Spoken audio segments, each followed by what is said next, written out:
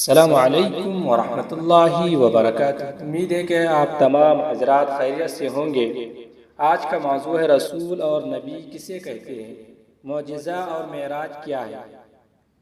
شروع کرنے سے پہلے آپ سب سے ایک چھوٹی سی ریکویسٹ کرتا ہوں، اگر آپ اس چینل پر نئے ہیں تو چینل کو سبسکرائب کر لیں اور گھنٹی بھی دبا دیں۔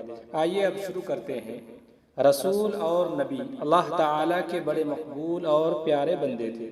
وہ گناہوں سے پاک تھے، گنتی ان کی پوری طرح اللہ ہی کو معلوم ہے۔ رسول اور نبی میں اتنا فرق ہے کہ رسول کو نئی شریعت اور نیا قانون اور بڑی کتاب دی جاتی تھی، اور نبی کو صحیفے یعنی چھوٹی چھوٹی کتابیں دی جاتی تھی، یا گزرے ہوئے رسول کی شریعت یعنی قانون ہی پر قائم رکھا جاتا تھا۔ بہت سے رسول اور نبی اللہ تعالیٰ نے بھیجے تاکہ وہ لوگوں کو دین اسلام کا صحیح سیدھا راستہ بتلائیں۔ ان کی سچائی بتلانے کو اللہ تعالیٰ نے ان کے ہاتھوں سے ایسی نئی اور مشکل باتیں ظاہر کرائیں جو اور لوگوں سے نہیں ہو سکتی تھی۔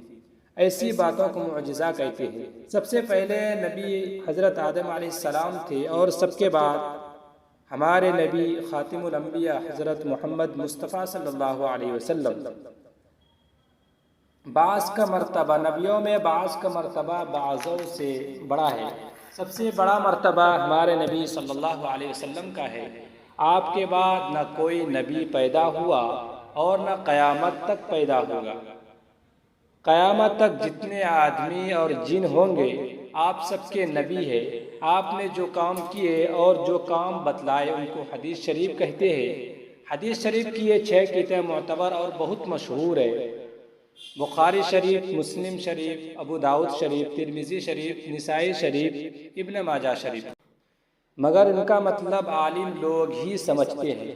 ان کا ترجمہ اردو میں پڑھ کر دین کی باتوں میں رائے نہ دیں، عالموں سے پوچھ کر عمل کریں۔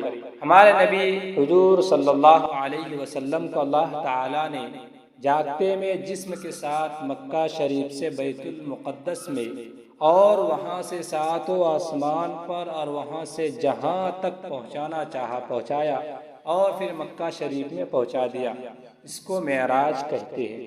امید ہے کہ آپ کو شارٹ کٹ میں سمجھ میں آ گیا ہوگا کہ نبی اور رسول میں فرق کیا ہے، معجزہ کسے کہتے ہیں اور معراج کیا ہے۔